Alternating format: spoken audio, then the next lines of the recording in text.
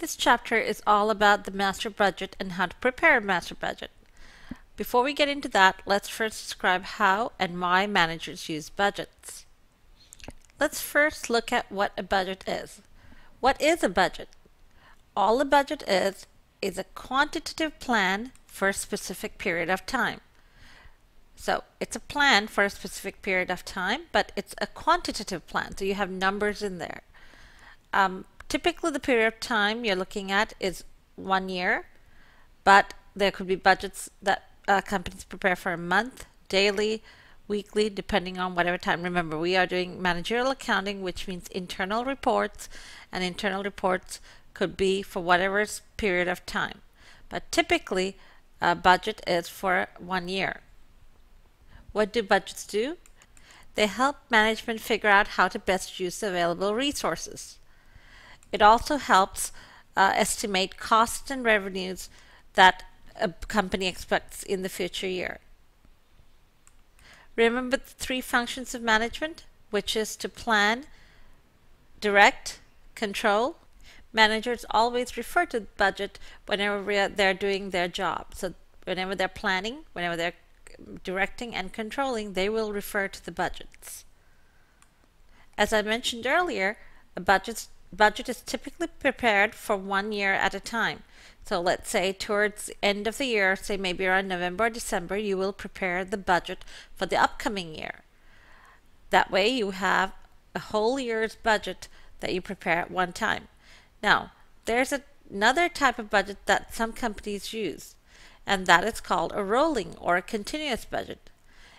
In the case of continuous budget or a rolling budget, there is 12 months of data, but it's continuously updated every time a month expires. So let's say that you prepared your upcoming budget in December 2012, you prepared a 2013 budget and you have all the 12 months of 2013 prepared. Now, when you start January, you only have 11 months of the budget left, right? Because you have already started the month of January. In January, you prepare another month, which you tag on at the end, so you have a continuous 12 month. So in January 2013, you prepare January 2014's budget, so you have 12 continuous months. When January is over and you move on to February, again, you prepare February 2014. So every month, another month is tagged on at the end, so you have a continuous 12 month at any point in the year. That's called a rolling or a continuous budget. Next, let's talk about how companies come up with the budget. There are one of two ways to do it. The first method is that the top manager, one person in the company, prepares a budget and then distributes it to the rest of the company and says, okay, this is the budget we prepared, these are the numbers that we hope to achieve. The second, or the more common type of budgeting, is what we call participative budgeting. This is where many levels of management are involved in the budgeting process. What companies do is pull in different expertise from different parts of the organization and get everybody involved in preparing the budget. The benefits of that is that the people who are involved in the day-to-day decisions will have input into the budget.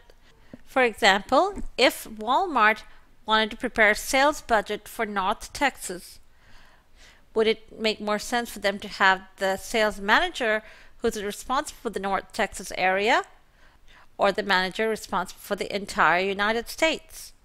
They will definitely go with the manager responsible for the North Texas area because he will have better input.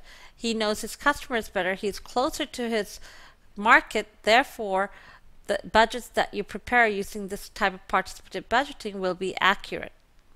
Another benefit of participative budgeting is that if the manager was involved in preparing the budgets, then you are more likely to make sure that those budgets are met. You had input into preparing those budgets, so you will go a long way into making sure that those budgets are met.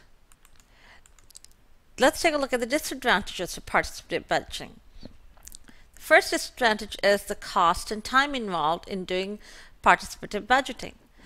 Think about all the different types of managers that they need to fly in, get into the same room, and agree on to come up with a budget, as opposed to one person doing it. One person may not have any indecision or little indecision about what numbers to put there, but when you have 20 people in a room, that takes a long time. Plus, there are costs involved. The second disadvantage of participative budgeting is that managers would build in slack, what we call slack, into the budget. Slack is when managers over budget expenses or under budget revenues. Let's take a look at under budgeting revenues. Let's say that a sales manager estimates that they can make $10,000 in sales per month.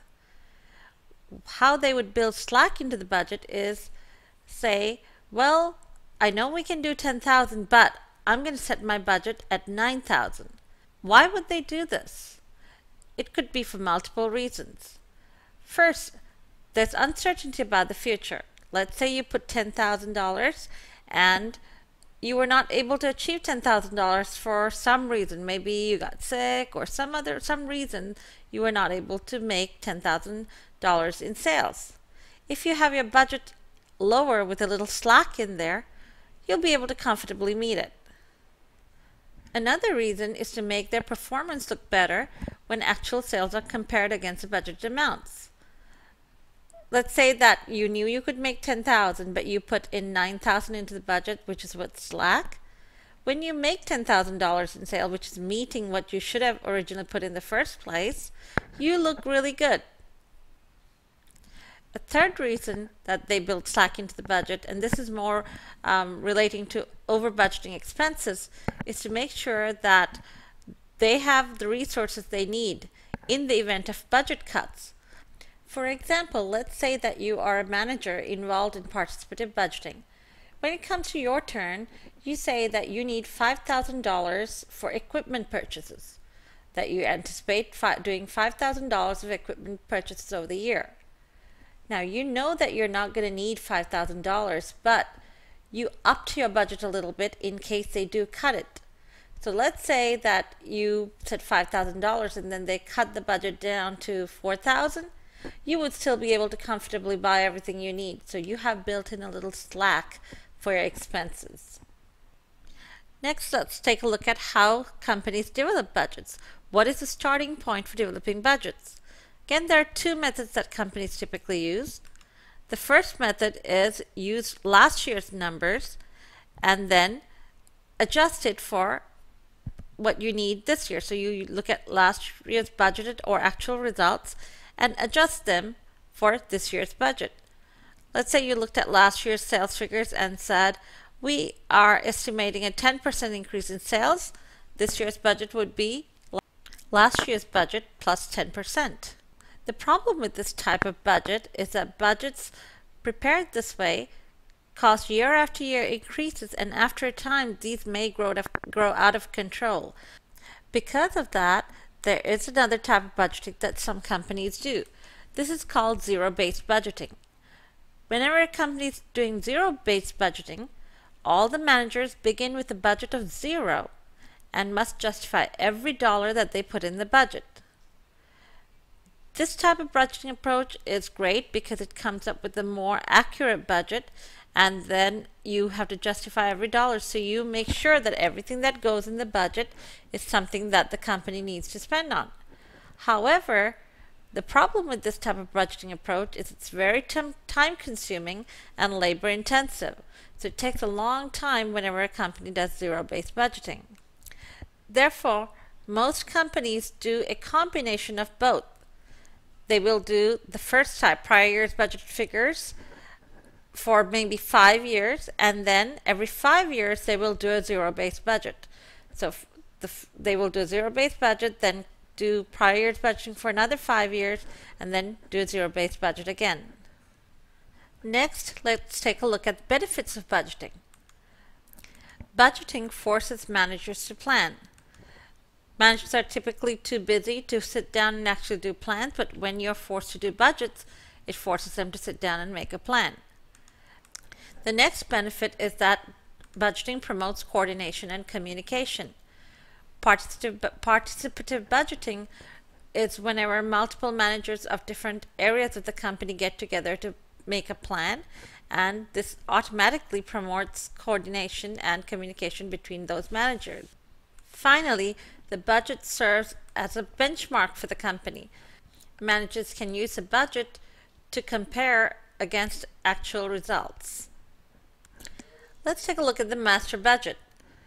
All the master budget is a comprehensive planning document for the entire organization, and it consists of all the supporting budgets, and we're going to take a look at what all the budgets are. The master budget consists of three types of main budgets: the operating budget, which is shown here, and then we'll talk about the other types in a little bit. The master budget, the starting place for a master budget is always the sales budget. That is the very first thing that gets prepared whenever you prepare a master budget. Once you prepare your sales budget, then you know how many units you need to produce, and that is shown in the production budget. Once you have your production budgets, you can prepare a direct materials budget, a direct labor budget, and a manufacturing overhead budget. Then you go ahead and prepare your operating expenses budget, and finally a budgeted income statement. Be sure to know all the components or all the supporting budgets that make up the operating budget. The next set of budgets are called financial budgets. After you prepared your budgeted income statement, which is a operating budget, you prepare your capital expenditures budget, a cash budget, and a budgeted balance sheet. Remember, the master budget is a combination of all your operational budgets and your financial budgets.